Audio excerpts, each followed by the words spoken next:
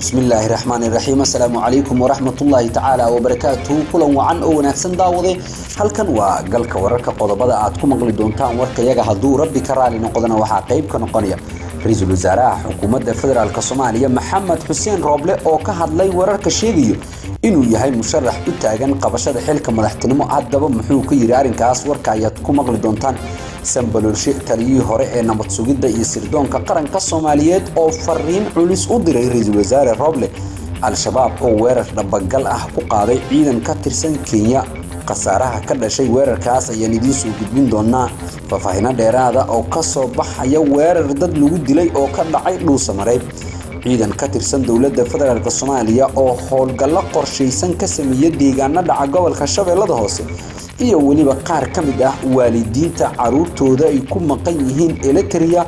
oo cabasho joogo isla markaana maalintii saddexaad dibadbaxyo ka dhigay qayb kamid ah magaalada caasimadda ah ee Muqdisho iyaga oo dalbanaya inay u baahan yihiin in caruurtooda ay la midoobaan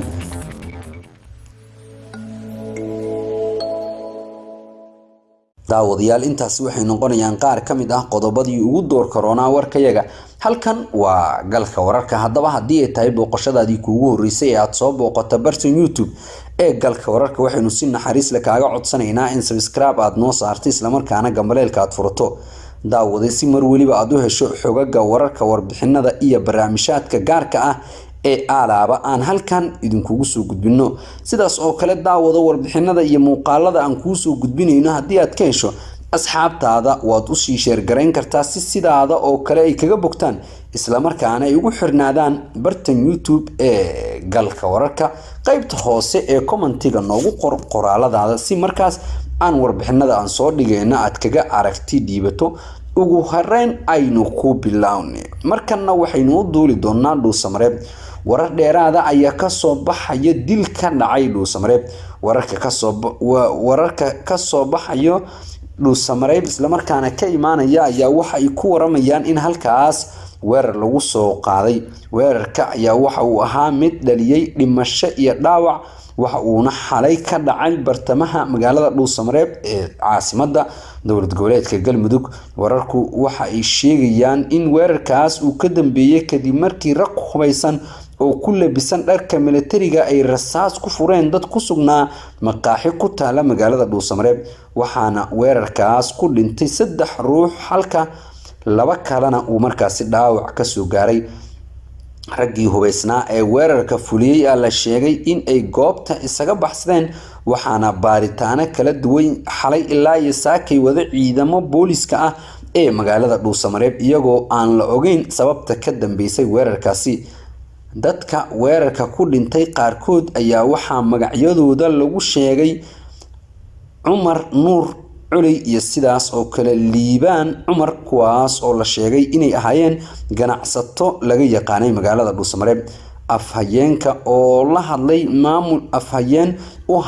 maamulka magaalada Dhuusamareeb ayaa waxa uu marka hore ka tacsiyay dadka markaasi wax ku noqday weerarkaas isaga oo sheegay in lagu raad joogo dadkii falkaasi geystay si cadaalad markaas loo horkeeno laamaha amniga ee magaalada Dhuusamareeb ee caasimadda Galmudug ayaan wali ka hadlin arrinkaas iyaga oo sheegay in ay wadaan baaritaano ku aadan weerarkii lagu soo qaaday halkaasi ilaa iyo haatan lama oga sababta rasmiga ah ee markaasi ka dambeysay kooxdaasi militariga ah ee halkaasi weerarka ku soo qaaday iyagoona maamulka magaalada Dhuusamareeb oo arintaasi markaasi ka hadlay ay sheegeen in ay baadi goob ku hayaan kooxii weerarkaasi ka dambeeyay waxa ayna tilmaameen in ay rajeynayaan in markaas ay sharciga la tigsado markana kolonyo ka tirsan ciidanka dawladda federaalka Soomaaliya gaar ahaan ciidanka Gorgor ayaa waxa ay howlgallo qorsheysan oo miina baaris ah ay ka sameeyeen deegaano iyo degmooyin dhaca gobolka Shabeellada Hoose ciidankan ka tirsan militariga dawladda federaalka Soomaaliya gaar ahaan ciidanka Gorgor ayaa waxay ahaayeen kuwo howlgallo miinata baaris ah ka sameynaya deegaano iyo degmooyin dhowr ah oo dhaca gobolkaasi. ciidanka xoogga dalka Soomaaliyeed ayaa howlgallo qorsheysan ka sameeyay deegaano ka tirsan gobolka Shabeellada Hoose halkaas oo la sheegay inay miinooyin lagu aasay. howlgalka oo sameeyeen ciidanka sida gaarka ah u tababaran ee xoogga dalka iyo ururka afraad ee guutada 17aad ee commandoska xoogga dalka Gorgor ayay ka sameeyeen tuulooyin hoostaga deegaanka Bariire ee gobolka Shabeellada Hoose kuwaas oo ay ka mid yihiin meelo dhawaan markaas ciidanka la wareegeen. taliyaha ururka afraad ee commandoska xoogga dalka Gorgor ayaa waxa uu sheegay in howlgalka ciidamada ay ku guuleysteen inay ka soo saaraan 4 miinooyin oo kuwa dhulka lagu aasay kuwaas oo lagu aasay inta u dhaxaysa degmada Owdheegle iyo deegaanka Bariire ee gobolka Shabeellada Hoose. taliyaha ururka afraad ee commandoska xoogga dalka Gorgor ayaa howlgalkan ku sheegay in uu yahay mid lagu hor istaagayo weerarada al-shabaab ay markaasi mararka qaar ka fuliyaan deegaano dhaca gobolka Shabeellada Hoose. ciidamada dowladda federaalka Soomaaliya ayaa inta badan waxaa miinooyin halkaas loogu aasaa xilliyada qaar oo ay ku safrayaan. markana ciidan ka tirsan dowladda Kenya ayaa waxa weerar dhabagal ah ku qaaday al-shabaab xilli ay ku socdaalayeen deegaano magaalada Mandera ee dalkaasi Kenya. xubno ka tirsan al-shabaab ayaa waxaa la sheegayaa inay weerareen kolonyo gaadiid ah oo ay wateen ciidamada Kenya xilli ay ku socdaalayeen deegaano ka tirsan magaalada Mandera ee dalkaasi Kenya. weerarka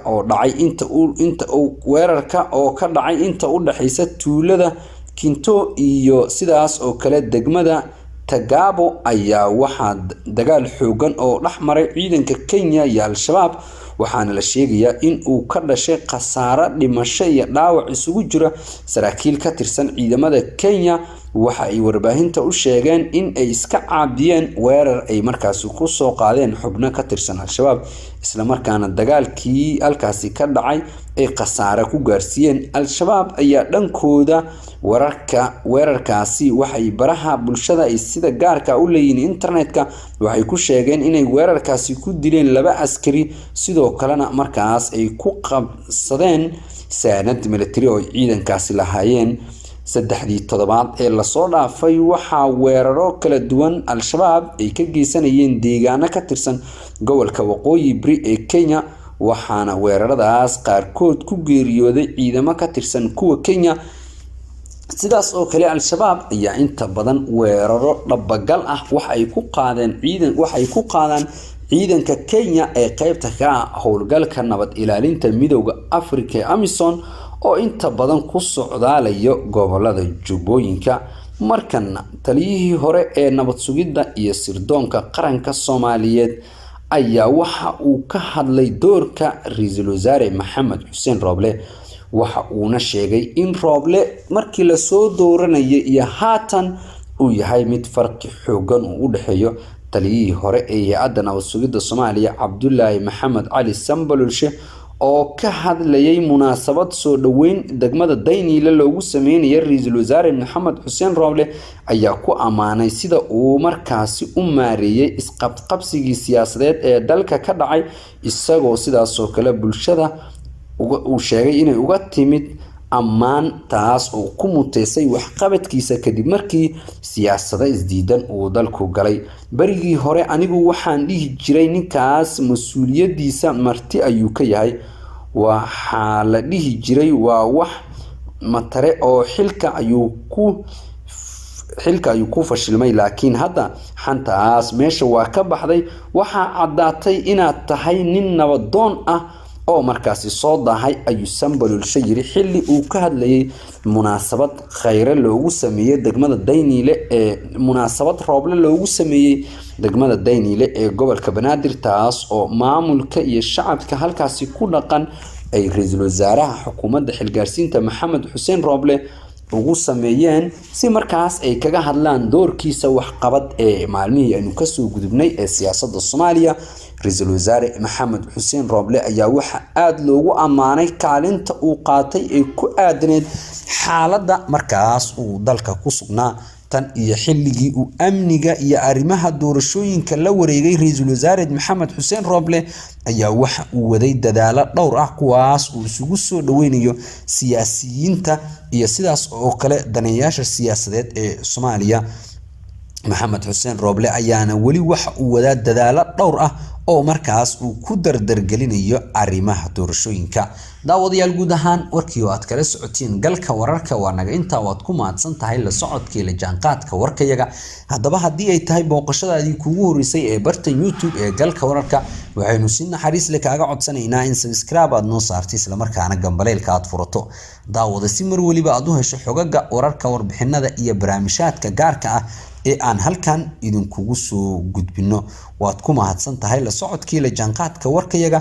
qaybta hoose ee commentiga noogu reeb oraahdaada iyo sidaas oo kale fikirkaaga ku aadan warbixinada aan kuu soo gudbinayno. muuqaalkeena laag noo saar siina share garay intaas dhiirigelinaya noo noqonaysa si saaxiibo badan oo sidaada oo kale ah ay bartaan ugu soo xirmaan isla markaana ay mar waliba u helaan xogaga wararka warbixinada iyo barnaamijyaadka gaarka ah